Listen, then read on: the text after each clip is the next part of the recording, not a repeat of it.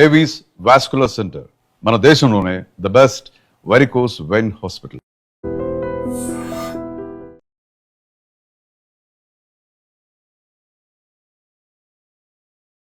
Hello guys, welcome to iDream media. నేను మీ నందు. రీసెంట్గా ఈశ్వర్ సాయి అలానే మాధురి రాథోడ్ ఇష్యూ మనం సోషల్ మీడియాలో చూసాం. దీని తర్వాత వాళ్ళ వైఫ్ కొన్ని మీడియా ఛానల్స్కి ఇంటర్వ్యూస్ ఇచ్చింది. అలానే ఈశ్వర్ కూడా రీసెంట్గా కొన్ని అప్డేట్స్ అయితే దాని గురించి చెప్పడం జరిగింది, దాన్ని కవర్ చేయడం కూడా జరిగింది. అసలు ఈ ఓవరాల్ ఇష్యూలో ఈ ముగ్గురు మధ్య జరిగిన ఈ సంభాషణలో ఎవరు ఎక్కువ నష్టపోయారు, ఎవరు తప్పు, ఇవన్నీ మనతో పాటు డిస్కస్ చేయడానికి సోషల్ యాక్టివిస్ట్ కృష్ణకుమారి గారు ఉన్నారు. అమ్మతో మాట్లాడి పూర్తి డీటెయిల్స్ తెలుసుకుందాం. నమస్తే అమ్మ. నమస్తే అమ్మ. ఇప్పటివరకు రకరకాల ఇన్సిడెంట్స్ ఇవన్నీ మనం కూడా చూసాము. ఇప్పుడు ఫోక్ ఇండస్ట్రీ మొత్తం కూడా ఈ ఇష్యూ వల్ల కదిలొచ్చింది. ఇప్పుడు అక్కడ వాళ్ళ వైఫ్ది తప్ప, ఆయనది తప్ప, అక్కడ ఉన్న మాధురిది తప్ప అంటే మీరేం చెప్తారు? ఒక దశ వరకు ముగ్గురిది తప్పే. ఇప్పుడు ప్రస్తుతం మారిన సినారియోస్ని బట్టి అసలు విలను ఈశ్వర్ సాయినే. ఈ ఈశ్వర్ సాయి లాంటి వాళ్ళు ఏం చేస్తుంటారంటే, వాళ్ళకి ఇంట్లో భార్య ఉంటుంది, పిల్లలు ఉంటారు, మళ్ళీ వాళ్ళ ప్రొఫెషన్లో వాళ్ళకి వేరే అమ్మాయిల పరిచయం అయినప్పుడు ఏ అమ్మాయితో నేను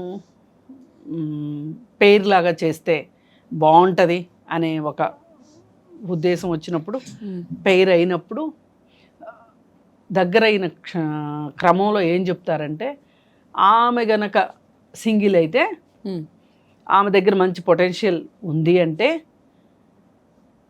వీళ్ళు ఇమ్మీడియట్గా భార్య మీద నెగిటివ్ చెప్పేస్తారు ఆవిడకి. ఏమని, మా ఆవిడ గయ్యాళిది, నేను అసలు మనశ్శాంతి ఉండట్లేదు, అసలు నా మైండ్ ఎక్కడికో వెళ్ళిపోతుంది, నాకు రిలీఫ్ కావాలి, అసలు నిజంగా నాకు పెళ్ళి అవ్వకపోయి ఉంటేనా నిన్నే పెళ్లి చేసుకునేవాడిని, ఇట్లాంటి కథలన్నీ చెప్తారు. చెప్పి ఇతనొక్కడే కాదు, జనరల్గా కూడా చేస్తూ ఉంటారు. చేసి ఇంకా వాళ్ళకి దగ్గర అవుతారు.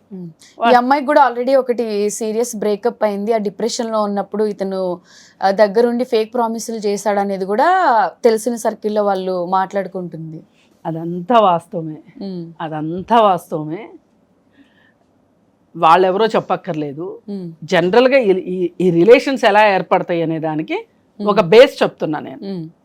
ఇలా చేసిన తర్వాత వాళ్ళు దగ్గర అయిన తర్వాత, మంచి పెయిర్ అయిన తర్వాత అతనికి అవును దీన్ని ఒక ఫైనాన్షియల్గా మార్చుకుంటే తప్పేంటి, అసలు ఫైనాన్షియల్గా బెనిఫిట్ అవ్వాలనే ఉద్దేశంతో దగ్గర అయ్యే వాళ్ళు ఉంటారు కొంతమంది.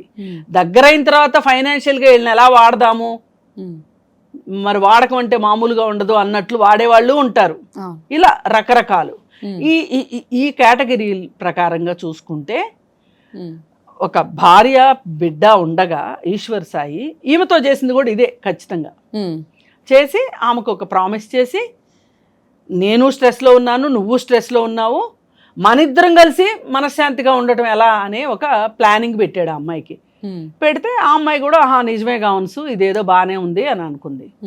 అది ఆ అమ్మాయి చేసిన తప్పు. సరే ఇది అయిపోయింది. సరే కలిసి ఉండటం వరకు ఒక step. Next step YouTube channel start చేయటము, దానికి సంబంధించిన రెవెన్యూ విషయంలో ఆ అమ్మాయిని కాస్త మబ్బులో ఉంచటము, ఆ డబ్బులు కైంకర్యం చేయటము, అవన్నీ సైడ్ చేయడము, ఇదంతా జరిగిపోయింది.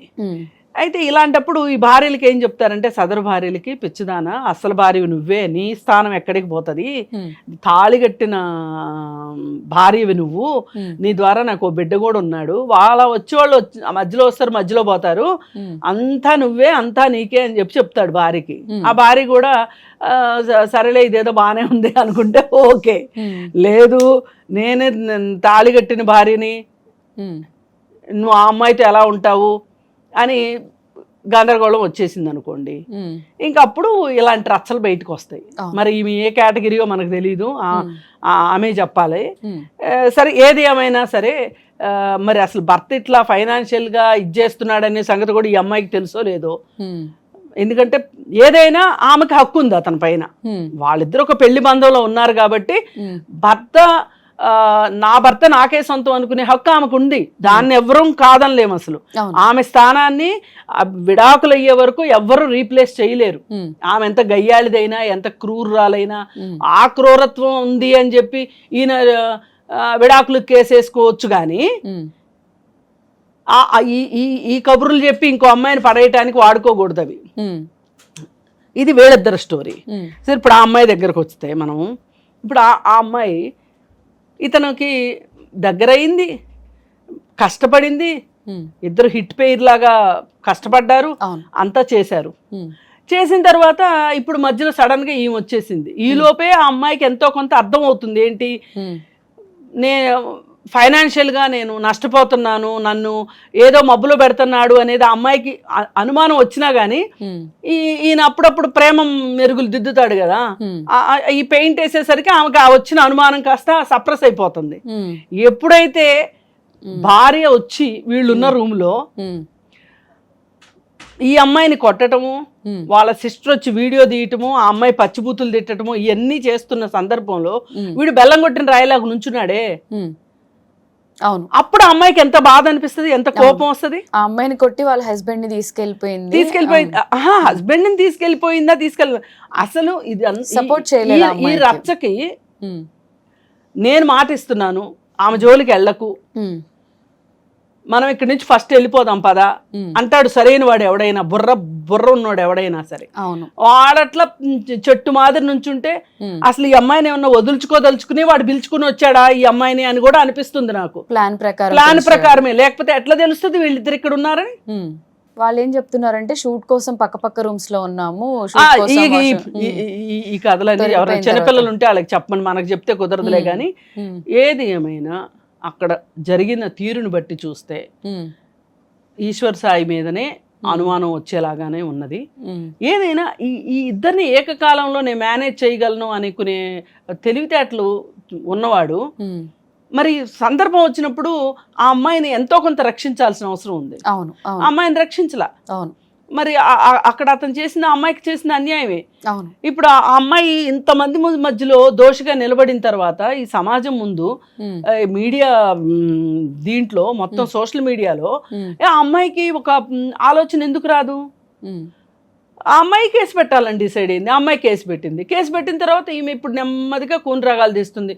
జీవితం ఎవరికైనా జీవితమే కదా, నా జీవితం ఎంతో ఆ అమ్మాయి జీవితం అంతే కదా, ఇంకా ఆపేసేయండి, నాకు కావాల్సిన రచ్చ జరిగింది, ఇంకా కొత్త రచ్చ చేయకండి అన్నట్లు చెప్పుకుని వస్తుంది. మరి ఇప్పుడు ఆ అమ్మాయి పెళ్లి కావాల్సిన అమ్మాయి మీద అంత బ్లేమ్ వేసి సోషల్ మీడియాలో అందరికీ తెలిసినప్పుడు ఆ అమ్మాయి కూడా అంటే అసలు మనం ఆ అమ్మాయి వైపున ఒక్క మాట మాట్లాడటానికి కూడా లేదు. మాధురి రాథోడ్ వైపున కూడా అమ్మాయికి పెళ్లి కావాలి కావాల్సిన అమ్మాయి కదా అని మనం సానుభూతి చూపించాం అనుకోండి, ఆ అమ్మాయికి తెలియదు ఆ సంగతి. మన అందరికంటే బాగా ఆ అమ్మాయికి తెలుసు, అందరి సైడ్ ఉంది. అందుకే ముగ్గురిది ఉంది. కాదే ఈ ముగ్గురు ట్రయాంగిల్లో మెయిన్ విలన్ మట్టుకు ఈశ్వర్ సాయినే. అవును, ఈశ్వర్ సాయి ఇప్పుడు కొన్ని సందర్భాల్లో ఈశ్వర్ సాయికి పెళ్ళయిందా లేదా అనేది మాధురికి తెలియకపోయే అవకాశం కూడా ఉంది. కానీ ఈశ్వర్ సాయికి అయితే తెలుసు కదా నాకు పెళ్ళయింది, నాకు కొడుకున్నాడు అని. సరే ఈ కేసులో ఈ అమ్మాయికి ఈ భార్య ఉందని కూడా తెలుసు మాధురికి. అవును తెలుసు.